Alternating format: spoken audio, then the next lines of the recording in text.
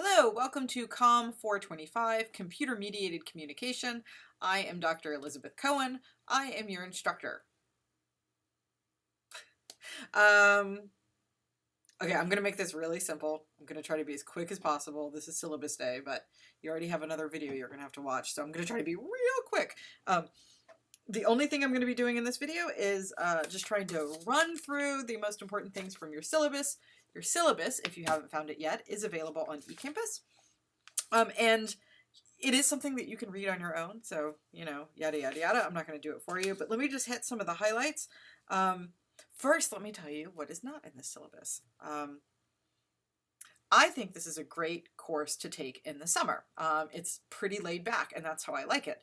This is what some might call an easy class. And the reason I say that, I shouldn't, because I'm not trying to throw it under the bus or anything, but it really is. I try to, as best as possible, make this a straightforward class where if you just pretty much stay on track, it's pretty easy to get a decent grade in here, like a B. You might have to do a little extra for an A, you know, but I mean, there's really no hidden tricks here. It's a type of class that if you just do the 3 or 4 requirements that you have to do each week, it's really hard to mess it up. So that's the good news.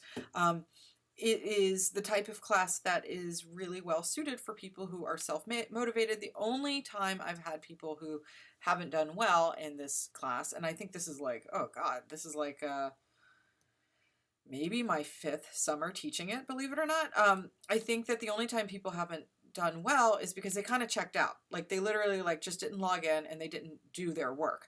If you do your work, things are laid out such that all the things that you need to be successful are there. So that's the good news. That's what's not in your syllabus. But I hope that makes you pumped up for this, because if you were considering whether you want to take the class or not, I think it's a really good idea. Again, so long as you can be responsible enough to just kind of, for the next 6 weeks, get into a routine. So that's it. Okay, so what is this class about? Well, it's called Computer Mediated Communication. If you don't know what that is, like the rest of the world, that's fine. It's something that communication people like to call it, obviously, but I think a better way of describing what this class is, I think this is about the psychology of social media. We don't cover all of it.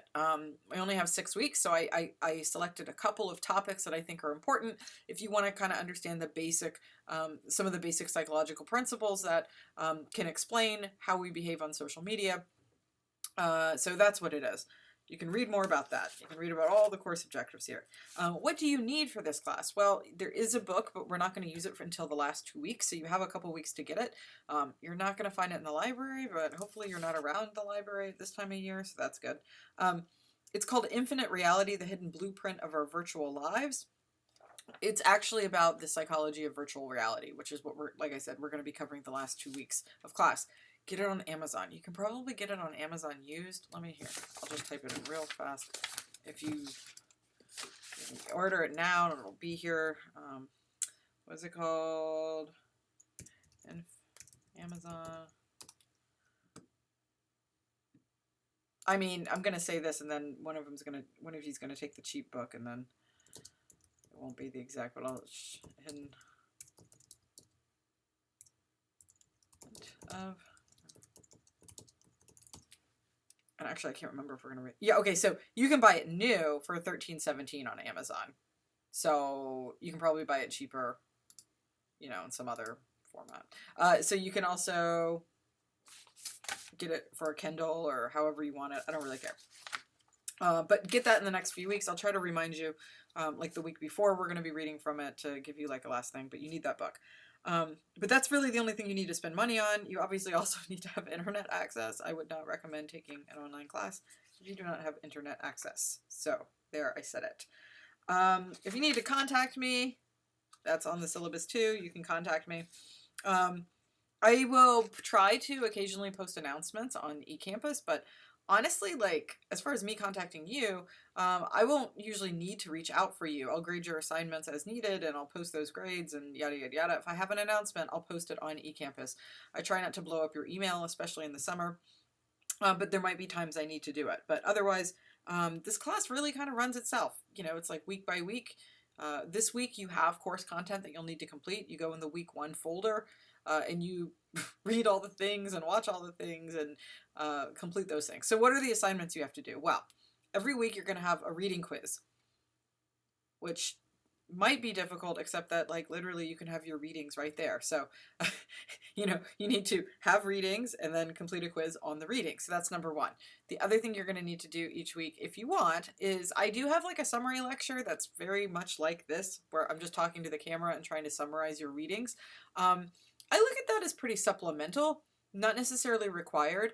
I try not to say much more, maybe there would be an extra example or something, than what's in your readings.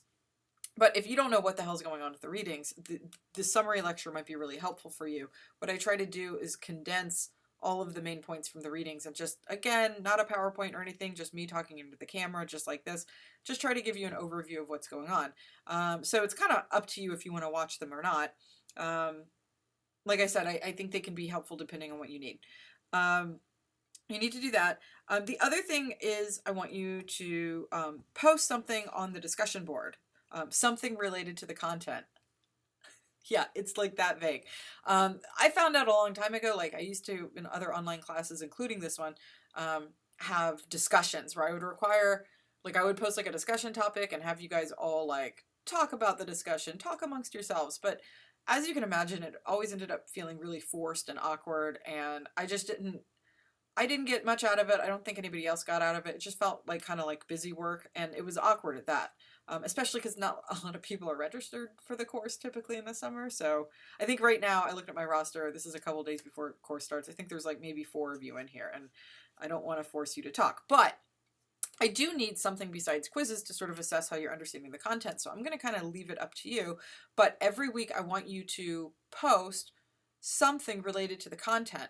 It can be some sort of anecdotal story you have where, you know, maybe, you know, there was, you got into a political discussion on Facebook and you saw that people were being uncivil and you want to use one of the theories that we talked about in the course material that week to explain why that is. And it shows me, this is the important part, it shows me that you can apply the course content and understand what's going on.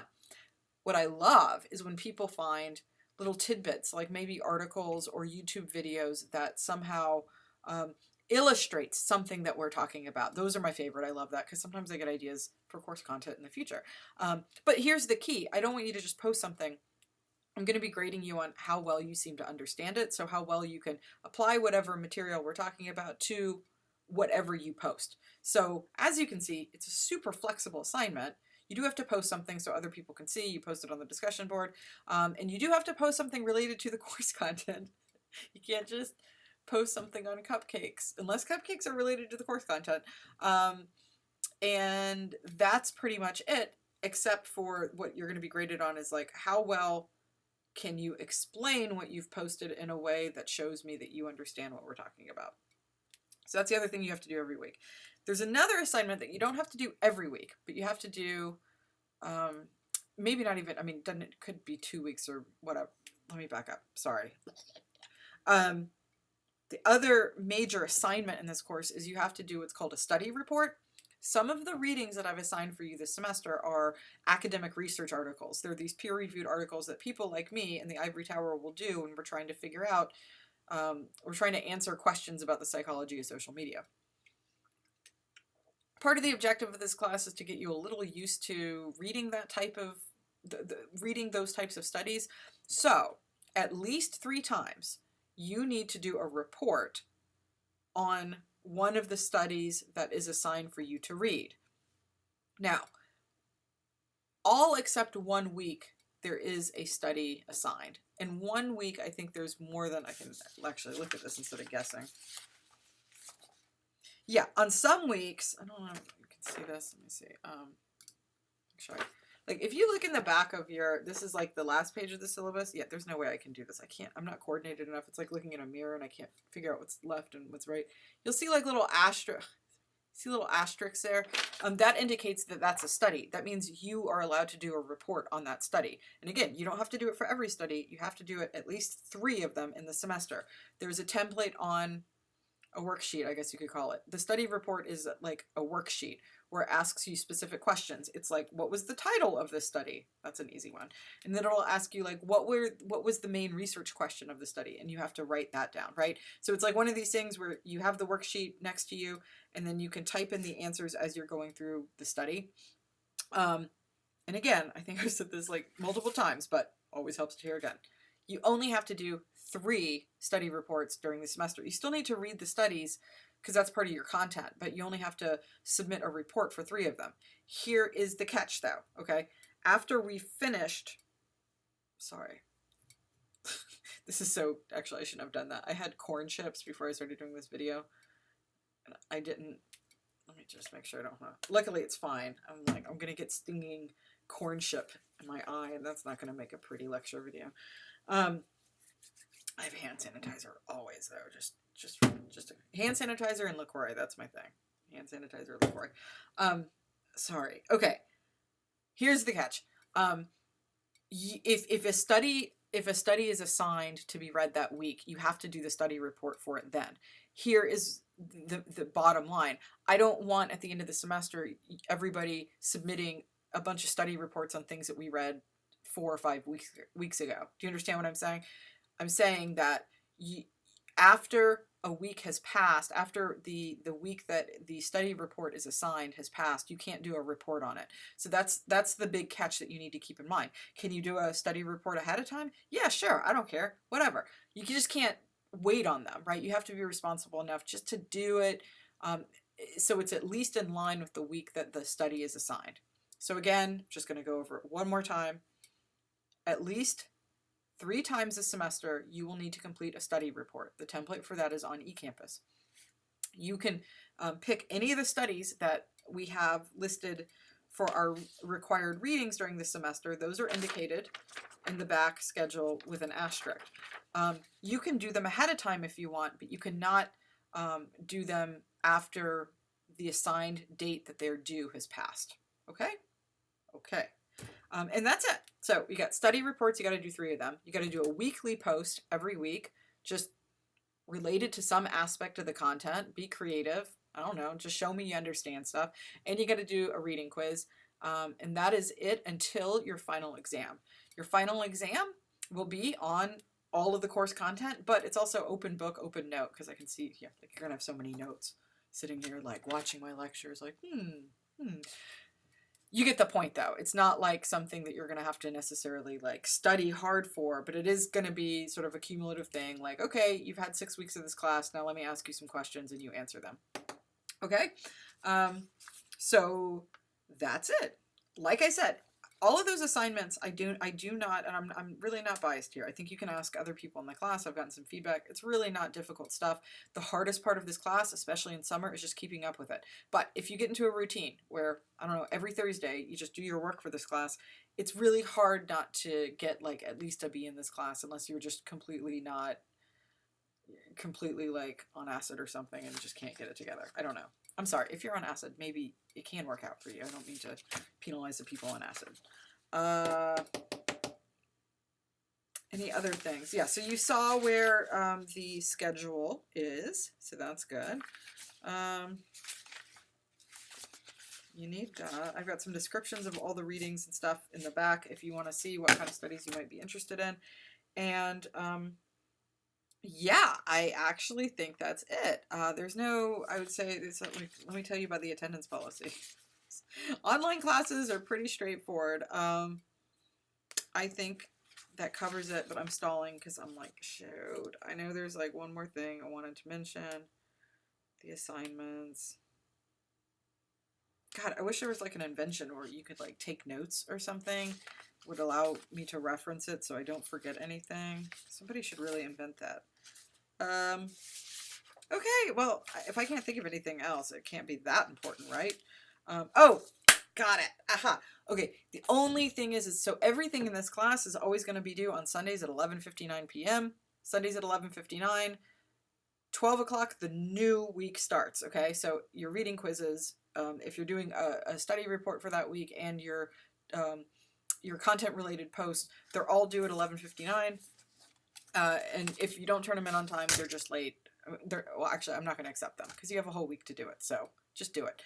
The only exception is during our last week of class. Our last week of class is like on a Friday because WVU and its whole stupid schedule is all messed up. And I will remind you of this. But the last week is a little crazy, and I'll try to even make things available ahead of time to allay any extra stress for you. Everything's going to have to be due Friday that week because I have to have some time to grade and make sure I can get final grades in.